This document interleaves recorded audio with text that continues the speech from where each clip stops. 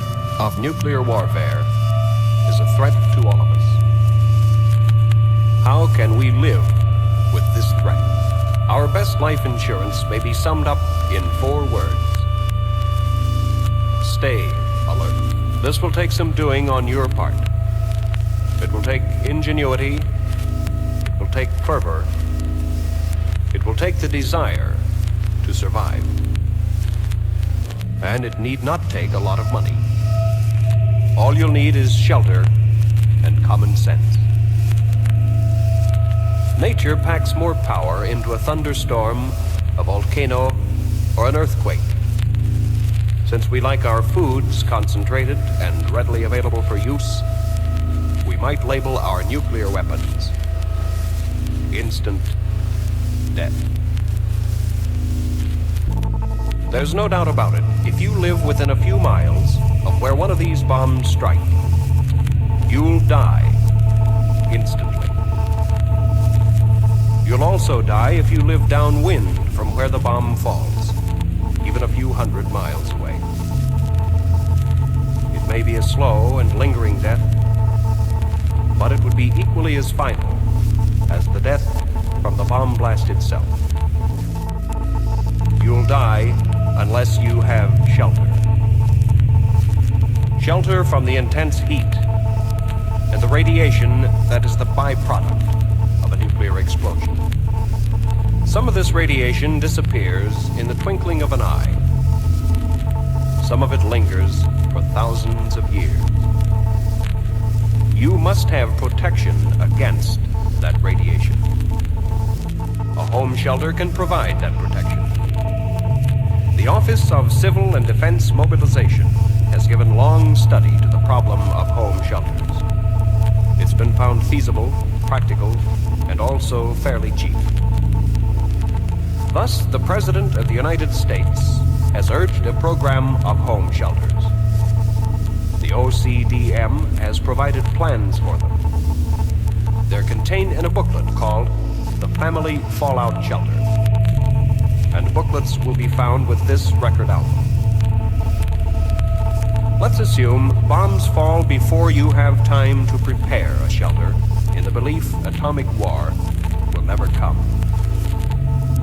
We can always hope that man will never use such a weapon, but we should also adopt the Boy Scout slogan, be prepared. What will you do? There are 3 courses of action open to you. They'll vary in different sections of the country. Evacuation can lead to massive death tolls if carried out in big cities by panic-stricken people. In some places, you're advised to leave the city or the target area if it's known. In other places, you're told to seek shelter in pre-established areas or go to your own family shelter. For since the advent of the intercontinental missile, the time available for evacuation now can be measured in minutes instead of hours.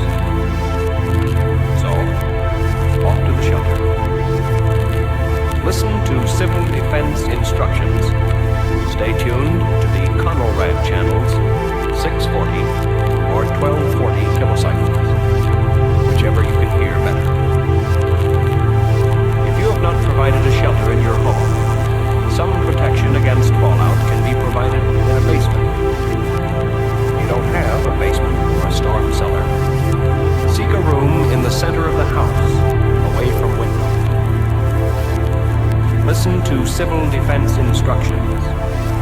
You should have a battery-operated radio and an extra supply of batteries in case of power failure.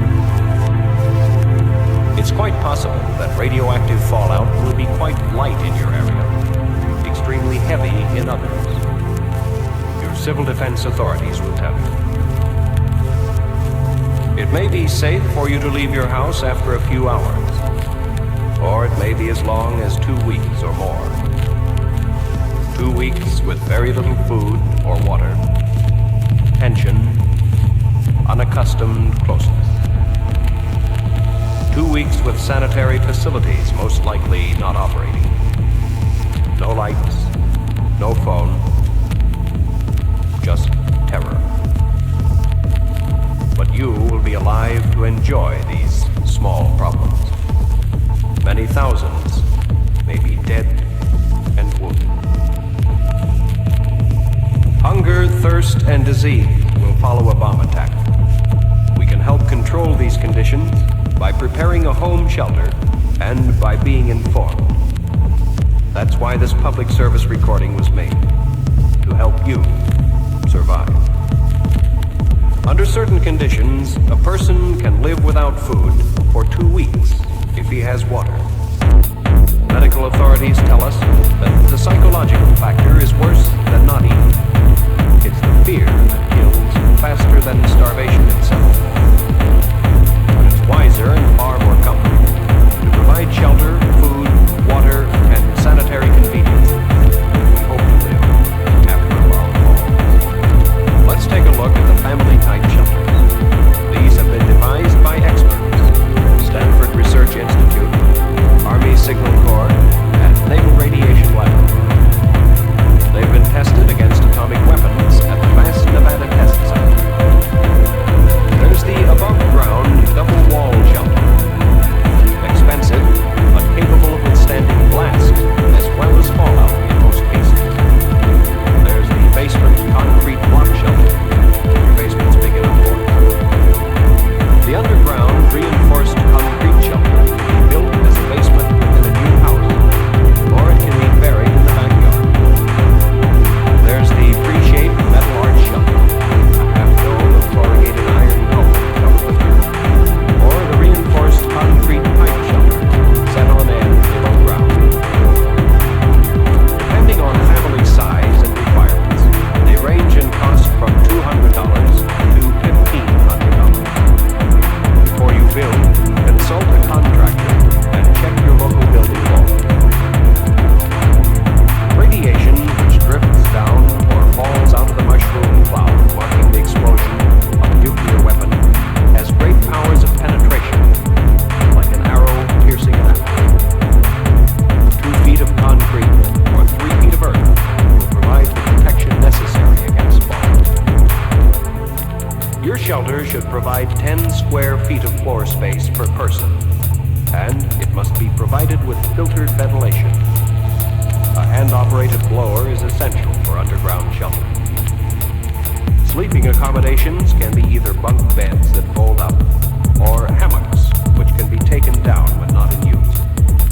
Electric current probably will be unavailable, whereas continuous low-level lighting can be provided by means of a 4-cell hotshot battery wired to a flashlight bulb. Have spare batteries, and have a flashlight or Coleman lantern when brighter light is needed. You'll need a battery-powered radio with an outside antenna.